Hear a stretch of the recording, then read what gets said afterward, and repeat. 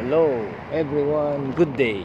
So guys, papakita ko lang sa inyo guys yung kantin namin. Ayan guys, yung nakikita nyo dyan guys, yan ang kantin. Yan, okay. So yung mga building na yan guys, yan, tsaka nakatira. Yan, yung buildings na yan. Yan.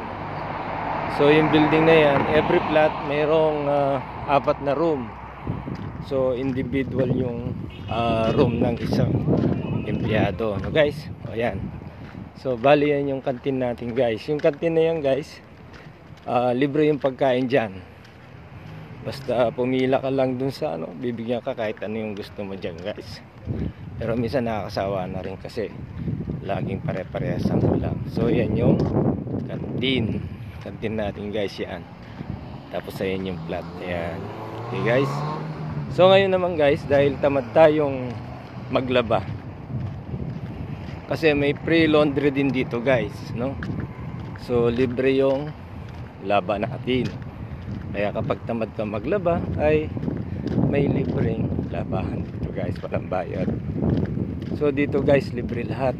Libre yung bahay, libre yung pagkain, libre kuryente, kaya walang gastos dito guys. At saka yung pagka nagbakasyon ka guys, libre din yung ticket. Walang problema yung ticket. So ito na ngayon guys, pupunta tayo dito sa laundry. So ang ginagawa mo lang dito guys, pag umaga, ilagay mo lang dun sa may tukan yung palalaba mo. Tapos ganito pag magla-lunch na, pupunta ka lang dito, i-claim mo yun yung pinalaba mo. Okay guys, so ganito yung buhay ng OFW dito guys. Ngayon holiday, pero may trabaho pa rin kahit holiday, kasi walang holiday dito guys, laging may trabaho. Okay guys, so ito naman yung laundry shop. Pero tignan nyo guys, dahil nagkagera noon dito, ayan, tama ng bala. Kita nyo guys, ayan, mga tama ng bala yan guys. Ito, ayan. Ito guys, kukunin ko na yung aking labada. Okay guys, sundan nyo guys. Assalamualaikum. Assalamualaikum. Halo. Halo.